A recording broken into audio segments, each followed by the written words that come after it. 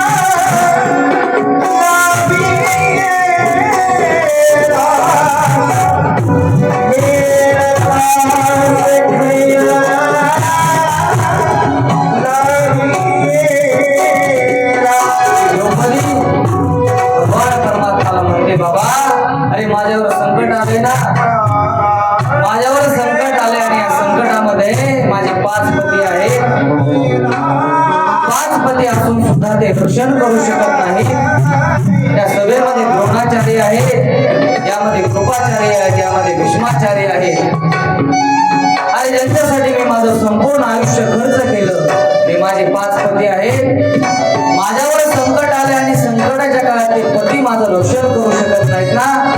तुकोबराय म्हणतात ना की बाबा तुका म्हणे तुला सोडविना कोणी एका छत्रपाणी वाचून या. ज्यावेळेस आपल्यावर संकट येईल ना दादा, त्या संकटातून आपल्याला फक्त भगवान परमात्मा सोडवू शकतो. त्या संकटातून भगवान परमात्मा जर सोडला तर कोणीही त्या संकटातून आपल्याला सोडवणार नाही. मग ती द्रौपदी भगवंताला अंतःकरणातून आवाज देते, म्हणते अरे हे द्वारकेच्या राया माझ्यावर संकट आले ना, अरे माझ्यावर संकट आलंय, तुझ्या भक्तावर संकट आलंय.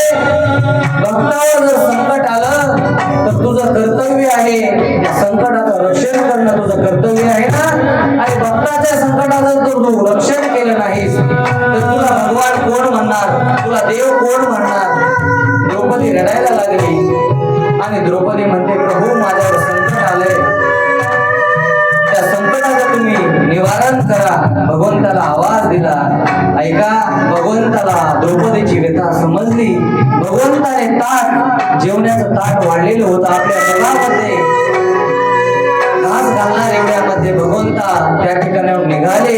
एवढ्या वेगामध्ये निघाल्यानंतर त्या गरुडाचा सुद्धा वेग कमी पडला.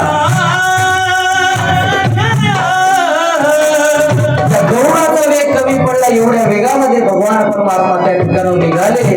तुरा झाली गरुड टाकीला मागे, द्रौपदीच्या लागे नारायण. एवढ्या वेगाने भगवान परमात्मा त्या ठिकाणी आले आणि आल्यानंतर त्या द्रौपदीचं रक्षण केलं. कसं रक्षण केलं पहा. भगवान परमात्मा स्वतः त्या ठिकाणी साडी झाले आणि त्या द्रौपदीचं रक्षण केलं. मी म्हणलं की घेसी तेव्हा देसी ऐसा असंच ते उदाहरण. तुम्ही म्हणतात की भगवंताने द्रौपदीचं रक्षण केलं, पण का केलं याची मागची कथा आहे का. एके दिवशी नारदजी भगवंताच्या जवळ गेले आणि भगवंताला म्हणतात की भगवंता, तुमची सख्खी बाई तर सुभद्रा आहे ना, तरी सुद्धा तुम्ही द्रौपदी द्रौपदी द्रौपदी म्हणतात. द्रौपदी तर तुमची सख्खी बहीण नाही, असं का. त्यावेळेस नारदजीला भगवान म्हणतात तुम्हाला पाहिजे ना, पहा. भगवंताने काय केलं, आपली करंगळी कापली आणि त्या करंगळीतून रक्त गळायला लागलं. मग त्या ठिकाणी सुभद्रा होत्या. त्यांनी काय केलं, रक्त पाहिलं, भगवंताच्या जवळ आल्या आणि म्हणतात प्रभू तुम्हाला समजत नाही का, एवढे आपल्या महलामध्ये दासी आहेत, एवढे आपल्या महलामध्ये दासी आहेत, त्यांना कुणाला तरी बोलवायचं आणि याला काहीतरी बांधायचं ना, असं त्यावेळेस सुभद्रा म्हणते. आणि त्या दासींना बोलवून त्या हाताला काहीतरी बांधायला लावते. सुभद्रा त्या ठिकाणाहून निघून गेली आणि द्रौपदी त्या ठिकाणी आली. द्रौपदीने ज्यावेळेस पाहिलं की भगवंताच्या हातातून रक्त येते, द्रौपदीने आपल्या जो त्यांच्या अंगावर मौल्यवान शालू होता त्या शालूचा पदर फाडला आणि पदर फाडून भगवंताच्या बोटाला चिंदी बांधली. या एक चिंदी बांधून भगवंताचं रक्त थांबवलं. म्हणून त्या द्रौपदी करता भगवान परमात्मा साडी झाले. म्हणून त्या भगवंताला आपण काहीतरी दिलं पाहिजे, त्यावेळेस तो भगवान परमात्मा आपल्याला काही देत असतो.